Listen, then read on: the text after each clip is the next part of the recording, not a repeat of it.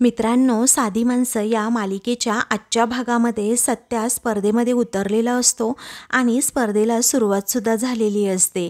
सायकलच्या स्पर्धेमध्ये भाग घेऊन सतत 5 दिवस ती सायकल आता कंटिन्युअसली सत्याला चालवायची असते आणि 2 लाख रुपयाचं बक्षीस मिळवायचं असतं. म्हणून सत्या घरातील कुणालाही न सांगता त्या स्पर्धेमध्ये अगदी आनंदाने उत्साहाने भाग घेतो. सगळेजण तेथे आता असतात आणि सत्याला चीअरअप करत असतात. तर जो अनाउन्सर असतो तो म्हणतो की सत्या दादा आता जिंकणार की नाही हे आपण त्यांनाच विचारूयात. तेव्हा सत्या मात्र हसत असतो आणि अगदी त्याच्या बोलण्याकडे लक्ष न देता सायकल चालवत असतो. तो अनाउन्सर म्हणतो, जो सायकल चालवेल ना जोरात त्याचं नशीबसुद्धा असेल असं जोमात. मला सांगा आता सत्या दादा, तुम्ही ही सायकल स्पर्धा जिंकणार आहात की नाही. तेव्हा सत्या अगदी आनंदाने अशी 2 बोटं वर करतो आणि मीच ही सायकल स्पर्धा जिंकणार असं सगळ्यांना सांगतो. तेव्हा सत्या दादाने तर अगोदरच विक्ट्री सेलिब्रेट करायला सुद्धा सुरुवात केली असं अनाउन्सर म्हणतो. पण बघूयात आता या स्पर्धेमध्ये तो किती टिकाऊ धरतो. आता सत्या लगेचच असा हरभऱ्याच्या झाडावर चढत नाही. तो शांतपणे सगळ्या गोष्टींचा विचार करतो आणि म्हणतो, आता असं अजिबात मला सायकल चालवणं परवडणार नाही. अगोदर स्लोच सायकल चालवावी लागेल आणि मग नंतर फास्ट चालवूयात. मग आता पुढे अनाउन्सर म्हणतो की कसं आहे ना, सायकल चालवणं एवढं सोपं काम नाही आहे. कारण आतापर्यंत खूप स्पर्धा झाल्या, 2 दिवसांच्या वर अजून कोणीही टिकलेलं नाही आहे. मग आता तो म्हणतो, स्पर्धा आहे जोखमीची, 2 लाख रुपये रकमेची आणि ही साधीसुधी बात नाही आहे. 2 लाख रुपयांचा प्रश्न आहे. मग मंडळी, एवढी मेहनत करणं हे आपलं कर्तव्य आहे की नाही. आता वाजवा टाळ्या असं म्हणून तो मोठ्यानेच आता टाळ्या वाजवायला सांगतो. मग आता सत्या बिचारा आपला सायकल चालवत असतो आणि अजिबात कोणाच्या बोलण्याकडे लक्ष देत नाही. त्यानंतर अनाउन्सर म्हणतो, मला असं वाटतं ना सत्या दादाला तुमच्या प्रोत्साहनाची खूप म्हणजे खूप गरज आहे. आता आपण बघूयात की सत्यादादा जिंकतात की इतर स्पर्धकांप्रमाणे ते हॉस्पिटलमध्ये भरती होतात. आता सत्या हे सगळं बोलणं ऐकतो आणि मनातच म्हणतो, सत्या अजिबात त्याच्या बोलण्याकडे आपल्याला लक्ष द्यायचं नाही आहे. एकदा का ही स्पर्धा जर मी जिंकली ना तर मला 2 लाख रुपये मिळणार आहेत असं सत्या मनाशी म्हणतो आणि लगेचच त्याच्या चेहऱ्यावर वेगळी स्माईल येते आणि तो त्याच जोशामध्ये आता पुन्हा एकदा सायकल चालवू लागतो. तर सगळेजण एवढे छान आपल्याला चीअरअप करतायत हे पाहून सत्याला देखील तेवढाच आनंद झालेला असतो. तर दुसरीकडे पंकज आणि त्याचा रिकामटेकडा मित्र हे दोघेही कॅफेमध्ये बसलेले असतात. तेव्हा लगेचच आता त्याचा मित्र म्हणतो, पंकज आपल्याकडे ना जॉब आहे ना काम आहे आणि आज बसलोय आपण इथे खात, पण याचं बिलही आपण कसं देणार आहोत ना काय माहीत. आपल्यासारख्यांना नाच बेकार म्हणतात. असली फुकटची स्वप्न पाहून काय होणार आहे. तेव्हा पंकज म्हणतो, ए बाबा, कोणीतरी म्हटलंय हा स्वप्न दिवसाढवळ्या आणि जागेपणाच बघायची असतात आणि तरच ती पूर्ण होतात. मग त्याचा मित्र म्हणतो, अरे आणि कुणीतरी असंही म्हटलंय की त्यासाठी ना कष्ट करावे लागतात आणि तेच कष्ट ना तुझ्याने होत आहेत ना माझ्याने होत आहेत. मग पंकज आता वेड्यासारखा हसतो आणि म्हणतो, तुझ्याने होत नसेल पण माझ्याने नक्कीच होत आहेत हा कष्ट. असं म्हणून खिशात असणारी आता निरूपाची नथ तो लगेचच त्याच्या मित्राला दाखवतो आणि म्हणतो, बघ हे बघ, मी आत्ताच कष्ट करून आलोय. माझ्या मम्माची नवी करकरीत नथ मी घेऊन आलोय. तुला समजतंय का. अरे ही 1-2 लाखांची तरीही नसेल, परंतु 30-40 हजारांची तर असूच शकते ना आणि हे पैसे थोडे दिवस का होईना आपल्याला पुरणारच आहे. मग त्याचा मित्र त्याच्याकडे बघतच राहतो आणि मग त्यानंतर म्हणतो, तुला माहिती आहे का रे, अरे तू तुझ्या मम्माची नथ घेऊन आलास, पण मी ना काल माझ्या बायकोचं एक पैंजणच घेऊन आलो आणि ते विकलं. आता त्याच्यावर चढ त्याचा मित्र असतो म्हणून पंकज म्हणतो, अरे वा, तू तर छान प्रगती केली आहे. मग आता पंकजच्याही लक्षात येतं की आपल्या बायकोकडे ही पैंजण आहेत. म्हणून तो सांगतो की माझ्या बायकोकडे आहेत पैंजण, पण आता पावसाळा असल्यामुळे ती घालत पण नाही आणि आता ते पैंजण घेऊन मी सुद्धा ते विकू शकतोच ना. त्याचा मित्र म्हणतो, हो का नाही. मग आता काही विकायचं सुचलं ना की आपला प्रॉब्लेम सॉल्व असं तो पुन्हा म्हणतो. तेव्हा पंकज म्हणतो, तू ना अगदी करेक्ट बोलतोस हा, कारण बायकांकडे तर स्त्रीधन हे असतंच, पण पुरुषांकडे कुठलं आलं रे पुरुषधन. मग जर थोडंसं आपण आपल्या बायकोसोबत शेअर केलं तर मग बिघडलं कुठे. आणि शेवटी आजकाल स्त्री पुरुष समानता ही असलीच पाहिजे. तर आता दोघेही लगेचच तो ज्यूस एन्जॉय करू लागतात. दुसरीकडे सत्य आपली सायकल चालवत असतो. तेव्हा तो म्हणतो, तुला ना फक्त आणि फक्त 5 दिवस गाडी चालवायची आहे, फक्त 5च दिवस. कारण आता कितीही दिवस न थांबता तू गाडी चालवू शकतो ना. मग 5 दिवस काय असे निघून जातील. आता फक्त 50,000 रुपये आहेत माझ्याकडे. यात 2 लाखाची जर भर पडली तर अजून पैसे माझ्याकडे जमा होतील. या विचाराने सत्य अजिबात खचून जात नाही आणि त्याला अजूनच आता 10 हत्तींचं बळ त्याच्या अंगात येतं आणि तो पुन्हा सायकल चालवू लागतो. त्याला आता आठवत असतं की माझ्या गल्ल्यामध्ये 50,000 रुपये आहेत, त्यात 2 लाखाची अजून भर पडणार, 2.5 लाख रुपये असे एका फटक्यात जमा होतील. मग अनाउन्सर आता सत्याचा जरा कॉन्फिडन्स लूज करण्याचा प्रयत्न करत असतो की अजून 5 दिवस स्पर्धा असणार आहे आणि आपल्या सत्यादादाच्या अंगात तेवढा जोरसुद्धा आहे. परंतु 5 दिवस तो सायकल तरी कसा चालवणार. आणि सलग 5 दिवस म्हणजे 120 तास. अहो मंडळी, इथे 5 मिनिट आपल्याला भारी पडतात, तर इथे 5 दिवस हा सत्यादादा सायकल तरी कशी चालवणार. हे काही साधं काम नाही आहे, कारण तोलसुद्धा जाऊ शकतो कधीसुद्धा. वा सत्यादादा वा, मारा पायंडल असं तो मोठ्याने ओरडत असतो. त्यानंतर सत्याला आता मीराची आठवण होते आणि तो मनातच मीराबद्दल विचार करू लागतो आणि म्हणतो, धूमकेतू, तू जर इथे असतीस आणि माझ्यासाठी टाळ्या वाजवल्या असत्या, माझ्या डोळ्यासमोर असतीस, तर मग मी 5 दिवस काय, अगदी आठवडाभर सलग सायकल चालवू शकतो. कारण तू म्हणजे माझी शक्ती आहेस धूमकेतू. आणि तू जर बरोबर असतीस तर अशा गरम वातावरणामध्ये गार झुळूक आल्यासारखं वाटतं. मीराबद्दलच तो विचार करत करत आपल्या सायकल चालवण्यावर सुद्धा फोकस करत असतो. मग तेवढ्यातच मीरा आता गर्दीतून वाट काढत पुढे येते आणि सत्याकडे अगदी कौतुकाने पाहत गोड हसत असते आणि लाजत असते. सत्या आता तिच्याकडे बघतच राहतो. तेव्हा तो आता मीराकडे बघतच राहतो आणि मग विचारतो, धूमकेतू, अगं तू इथे अचानक कशी काय आलीस. मग आता मीरा लगेचच त्या रिंगणामध्ये येते आणि रागातच त्याला विचारते, काय हो, हे काय चाललंय तुमचं.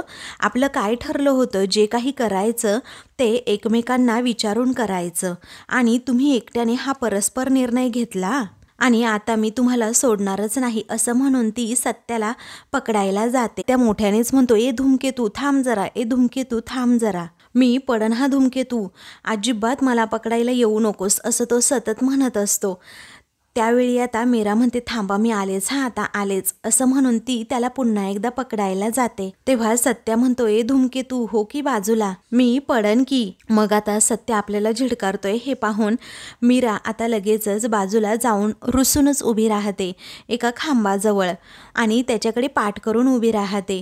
तेव्हा सत्या मात्र हसतो आणि म्हणतो, ए राणी, अगं थांब की. तेव्हा मग मीरा विचारते, काय काय बोललात तुम्ही, असं म्हणून ती खूप गोड लाजते. तेव्हा सत्या म्हणतो की काय नाही, मी कुठे काय बोललो. तेव्हा मीरा म्हणते, नाही ना, बरं ठीक आहे, चालले मी. तेव्हा सत्या हसतच म्हणतो, अगं नको नको बायको जाऊस, थांब की. असं म्हणून तो तिला फोर्सफुली आता थांबवू लागतो, कारण मीरा सुद्धा त्याची तेवढीच गंमत करत असते. पुढे आता सत्या म्हणतो, आता भाव खाऊ नको जास्त. तेव्हा मीरा म्हणते, मी नाही जास्त भाव खात, पण तुम्हाला जर असं वाटत नसेल ना की मी इथे थांबावं तर मी चालले. मग सत्या म्हणतो, सॉरी, मी माझे शब्द ना आता मागे घेतो. ऐ धूमकेतू, अगं थांब की, असं लाडाने प्रेमाने तो तिला म्हणतो. आणि मीरा आल्यामुळे त्याच्या अंगामध्ये अगदी 10 हत्तींचं बळ येतो आणि तो अगदी छान प्रकारे पुन्हा सायकल चालवू लागतो. मीरा त्याची ताकद असते. मग पुढे आता तो म्हणतो की ही सायकलची स्पर्धा ना फक्त 5च दिवस आहे आणि 5 दिवसामध्ये माझा काही जीव जाणार आहे का. तेव्हा मीरा म्हणते, अहो उगीच काही पण बोलू नका हा तुम्ही, आणि तुम्हाला चक्कर वगैरे आली तर मग. तेव्हा सत्या म्हणतो आपल्याला काही चक्कर बिक्कर येत नसते, कारण धूमकेतूच्या भोवती अशी गोल गोल गोल गोल फिरायची सवयच आहे आपल्याला. शेवटी तू माझी ना दुनिया आहेस. तेव्हा मीरा आता खुळकन हसते आणि म्हणते गप्प बसा हा, तुमचं आपलं काहीतरीच असतं. मग सत्या म्हणतो बरं मी सांगतो हा तुला, मी हे सगळं का करतोय तुला माहिती आहे का?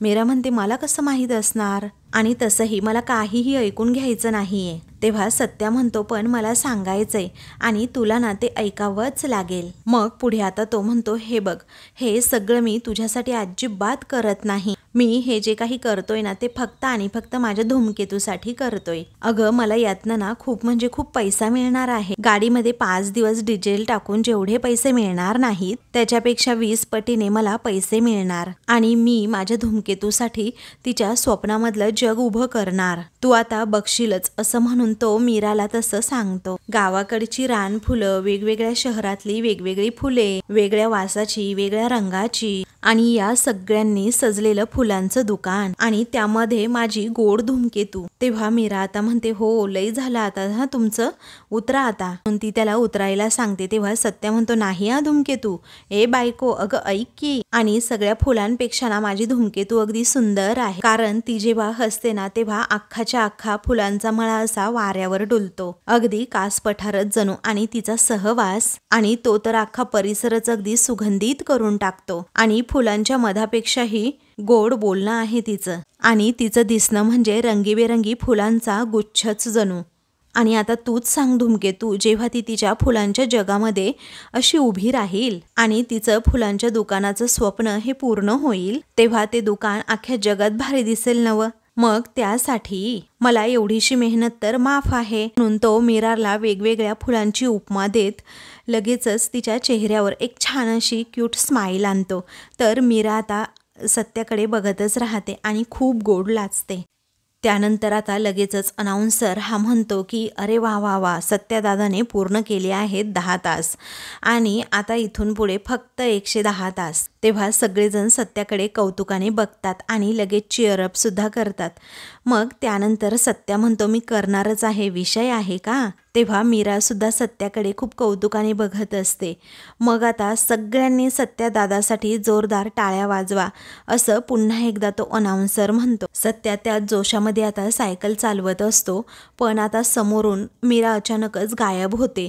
त्यामुळे त्याला असा धक्का बसतो, अचानक तो कोलमडतो. पण सायकल चालवणं काही थांबत नाही. सायकल चालवता चालवता तो इकडे तिकडे आता बघू लागतो की नेमकी माझी धूमकेतू गेली कुठे. त्यानंतर सत्या पडणार तेवढ्यातच आता तो स्वतःचा तोल सावरतो. मग आता वाचला वाचला मंडळी, वाचला, सत्यादादा वाचला थोडक्यात, असं अनाउन्सर म्हणतो. मग आता त्याला लगेचच समजतं की हा तर माझा भास होता, हा भास होता खरं, पण खूप भारी होता, असं म्हणून सत्या एकटाच बिचारा आपला हसत असतो.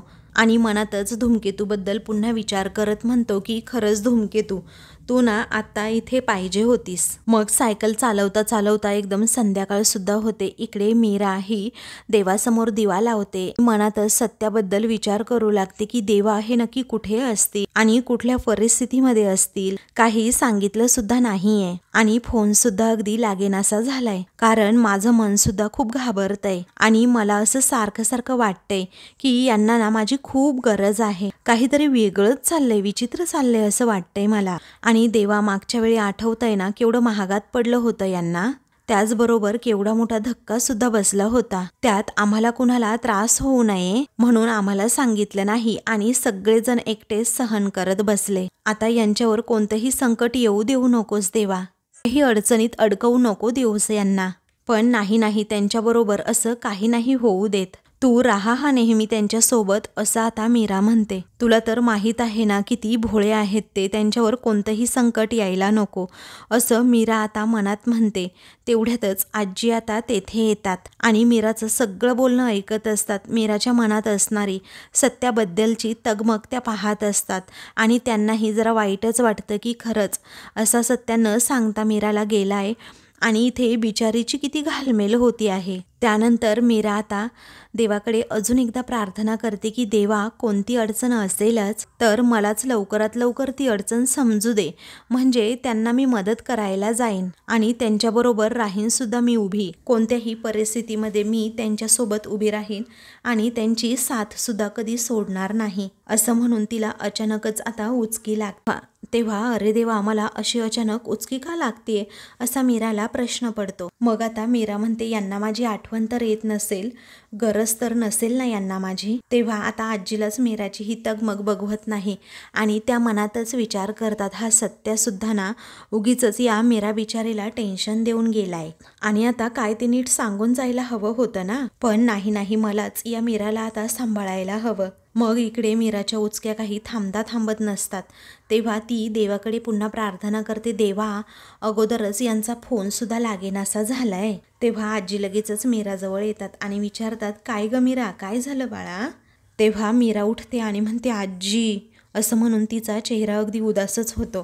तेव्हा नवरोबाची आठवण येते का असं आजी विचारते. मग पुढे त्या समजवतात, अगं मीरा, तुला असं वाटत असेल समोर नसणाऱ्या माणसाची सत्याला आठवण येत नसेल, पण माझा सत्या तसा नाहीये ग. पण मला सांगू, गावाकडे ना सारख्या अशाच तुझ्यासारख्या उचक्या येत असतात. कितीही अशी साखर खा, पाणी प्या, त्या उचक्या काही केल्या थांबत नाही आणि एकदा का सत्याचं नाव घेतलं ना तरीही लगेच उचक्या गायब. मग आता मीरा विचारते, आजी, अहो त्यांना एवढी आठवण येते, मग मला त्यांनी फोन का नाही केला सांगा बरं. अहो आजी, त्यांनी फक्त सांगितलं की 5 दिवस येणार नाही आणि जो फोन ठेवला तो ठेवला, पुन्हा कॉलबॅक सुद्धा केला नाही. तेव्हा आजी शांतपणे मीराला म्हणतात, तू ये बरं इथे बस शांतपणे, असं म्हणून त्या अगोदर मीराला पाणी प्यायला देतात. तेव्हा आता आजी म्हणते, कसं असतं ना, पुरुषांचं असंच असतं बाळा, त्यांचं कितीही आपल्यावर प्रेम असेल, त्यांना आपल्या मनाची, आपल्याबद्दलची काळजी असेल आणि आठवण असेल तरीही कामाच्या नादात त्यांना कसलंही भान राहत नाही बघ. आणि अशा वेळी ना मग आपल्यालाच थोडं समजून घ्यावं लागतं, कारण ज्याची बाजू कमी ना जर ती दुसऱ्याने समजून घेतली तर संसार ना खूप म्हणजे खूप सुखाचा होतो आणि मग अशा प्रसंगातच एकमेकांची किती काळजी आहे ना हे आपल्याला जाणवतं.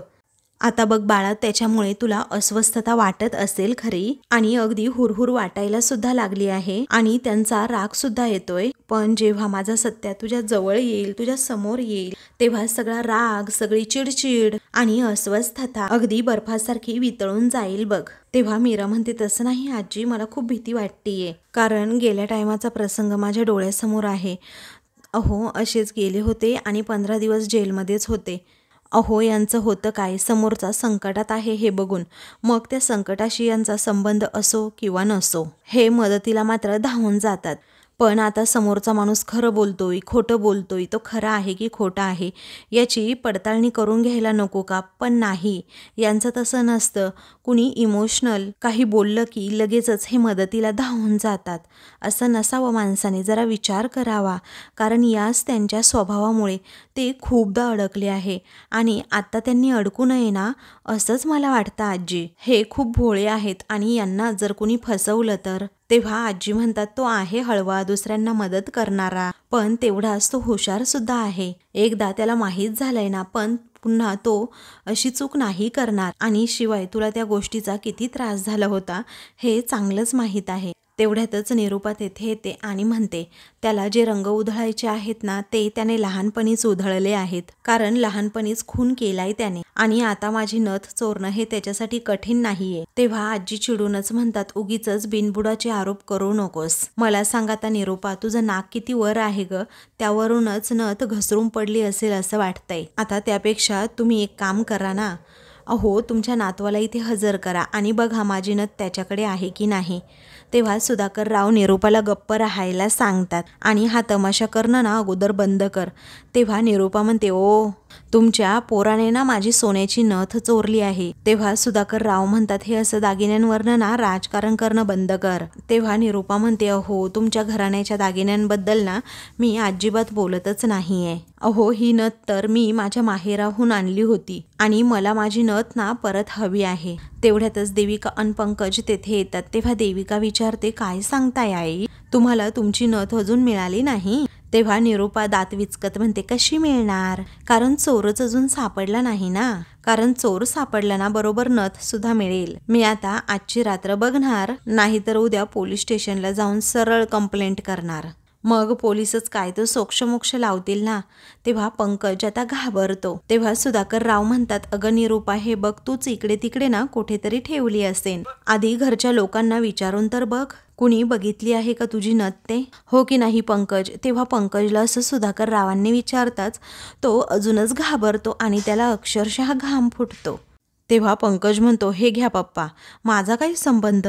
तेव्हा सुधाकर राव विचारतात, अरे पण मी कुठे म्हटलो की तुझा संबंध आहे म्हणून? अरे बाबा, तुझं आणि निरूपाचं बोलणं होत आहे ना, आणि मग बोलता बोलता तिने सांगितलं असेल की बाबा इकडे तिकडे ठेवली असेल म्हणून. तेव्हा पंकज म्हणतो, हो मग तसं बोला ना. तेव्हा निरूपा म्हणते, मी सांगते ना, कुठेही बघायची गरज नाही, कारण चोर ना सत्या म्हणजे सत्याचा आहे. तुम्हाला ना लिहून ठेवायचं असेल तर लिहून ठेवा. मग मीरा चिडून विचारते, काय हो, कशावरून तुम्ही सारखे सारखे त्यांच्यावर आरोप करताय? आणि तुम्ही बघितलं का त्यांना असं चोरी करताना? मग कशाला सारखं सारखं आपलं तेच उगाळत बसताय? तेव्हा निरूपा म्हणते, मला त्याची नियत माहिती आहे ना कशी आहे. मग आता मीरा म्हणते की यांच्या नियतीबद्दलच जर बोलणार असाल ना, तर हे फक्त घरच्यांसाठी आजपर्यंत कष्ट करत आलेत आणि राबत आलेत, स्वतःसाठी काही नाही केलं.